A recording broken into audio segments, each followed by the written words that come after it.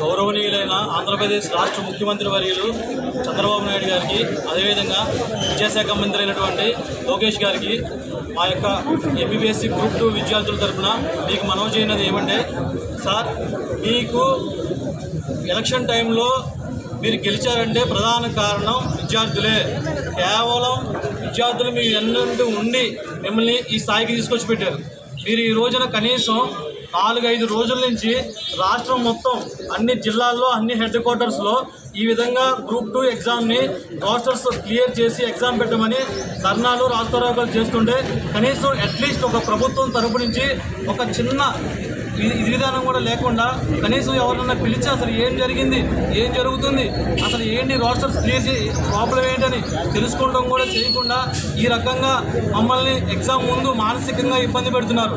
ఏ విధంగా అయితే advocate general గారు ఆ రోజున కోర్టులో నేను చేసింది తప్పే, రోస్టర్స్ తప్పులు ఉన్నాయి కాబట్టి ఇది మేము చేసిన తప్పే అని జడ్జి ముందే ఒప్పుకున్నారు. ఆ విషయం అంటే గవర్నమెంట్ తప్పు చేసినట్టే అక్కడ. కాబట్టి వెంటనే రోస్టర్స్ క్లియర్ చేసి తర్వాతే ఎగ్జామ్కి వెళ్ళవలసిందిగా మేము మిమ్మల్ని మనవి చేసుకుంటున్నాము.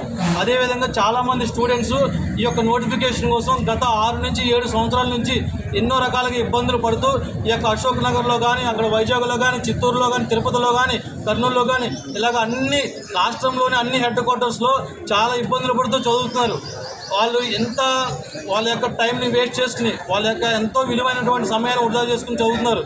ఈ విధంగా వాళ్ళ యొక్క సమయాన్ని వేస్ట్ చేసుకుని చదువుతున్నందుకు వాళ్ళకి నష్టం చేకూర్చొద్దు, వాళ్ళకి లాభం చేకూర్చేలాగా మిమ్మల్ని ఎన్నుకున్నాము. మీరు ఎన్నుకున్నందుకు మాకు న్యాయం చేయండి. మేము కోరుకునేది అదే.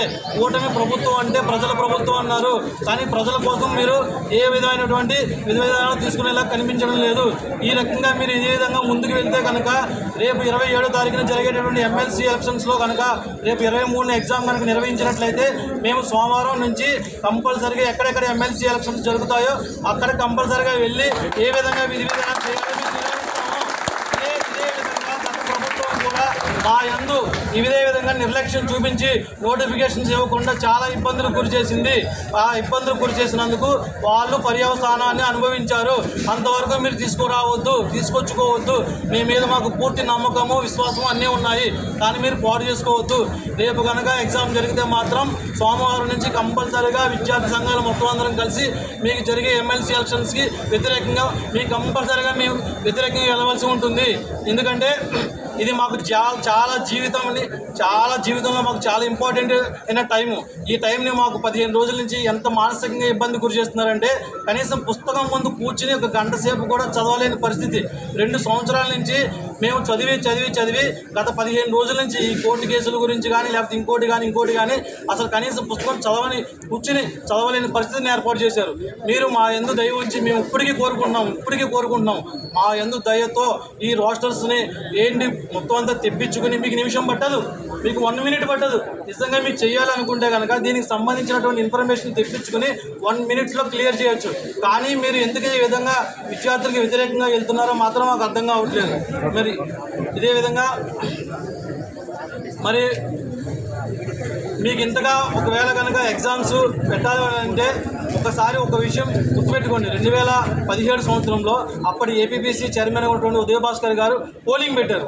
ఏ విధంగా అంటే ఎగ్జామ్ కండక్ట్ చేయాలా, కండక్ట్ చేయకూడదా, ఎంతమంది ఎగ్జామ్ రాయడానికి అనుకూలంగా ఉన్నారు లేదా విరోధంగా ఉన్నారంటే పోలింగ్ పెడితే దాదాపుగా 80-86% మంది ఎగ్జామ్ వద్దంటే ఇమ్మీడియట్గా ఏపీపీఎస్సీ చైర్మన్ గారు దానికి ఎగ్జామ్ స్టాప్ చేయడం జరిగింది. అదేవిధంగా ఇప్పుడు కూడా ఏపీబీఎస్ చైర్మన్ గారిని ఒకటే అనుకున్నాం, ఆ మేడం గారిని తీసుకొచ్చి పెట్టుకున్నాం. ఎందుకు పెట్టుకున్నాం కూడా తెలియని పరిస్థితి మాకు ఏర్పడింది.